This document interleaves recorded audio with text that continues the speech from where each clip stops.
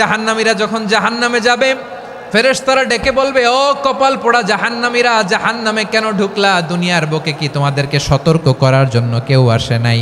কুল্লামা উলকিয়া ফিহা ফাউজুন সাআলাহুম খাজানাতুহা আলাম ইয়াতিকুম নাযীর। সুবহানাল্লাহ পড়েন। আলাম ইয়াতিকুম নাযীর, কোন সতর্ককারী আসে নাই? বিশ্বনবী নাযীর হয়ে, সতর্ককারী হয়ে পৃথিবীতে আসলেন। তিনি জাহান্নামের ব্যাপারে উম্মাকে সতর্ক করেছেন।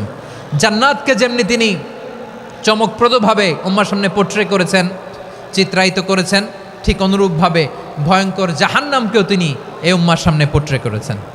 জাহান্নামকে কিভাবে বিশ্বনবী উম্মার সামনে পোট্রে করলেন, চিত্রায়িত করলেন, শুনতে মনে চায়? সিলেটবাসী শুনতে মনে চায়?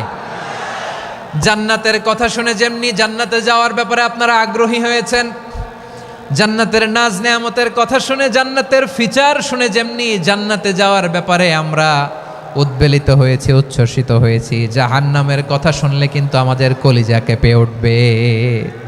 কিভাবে বিশ্বনবী পোট্রে করলেন? বিশ্বনবী বলেন, নারুকুম হাযিহিল্লাতী ইউকিদু ইবনু আদম জুজউন মিন ৭০ জুজআন মিন হাররি জাহান্নাম। ও আমার উম্মতেরা, তোমরা যে রান্নাঘরে যে আগুন দিয়ে রান্না করো, তোমরা কি ভেবেছো জাহান্নামের আগুন ওই রান্নাঘরের আগুনের মতো না?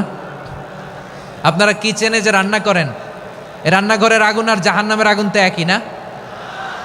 সিলেটের ভাইরা বুঝে থাকলে উত্তর দেন। কিচেনের রান্নাঘরের আগুন আর জাহান্নামের আগুন এক না? একরকম? বিশ্বনবী বলেন, জুজউন মিন ৭০ জুজআন মিন হাররি জাহান্নাম। জাহান্নামের আগুন দুনিয়ার আগুনের চেয়ে কমপক্ষে ৭০ গুণ বেশি তেজওয়ালা। জাহান্নামের আগুনকে আল্লাহ নাম দিয়েছেন নারুল্লাহ। এটা আল্লাহর আগুন, নারুল্লাহিল মুকাদা আল্লাতী তাত্তালিউ আলাল আফইদা, যেটা কলিজার মধ্যে যে ধরে যায়। দুনিয়ার আগুন হাতে লাগলে হাত জ্বলে, পায়ে লাগলে পা জ্বলে। জাহান্নামের আগুন দেহের যেই জায়গায় লাগুক না কেন, সাথে সাথে কলিজাটা জ্বলে ছাই হয়ে যাবে।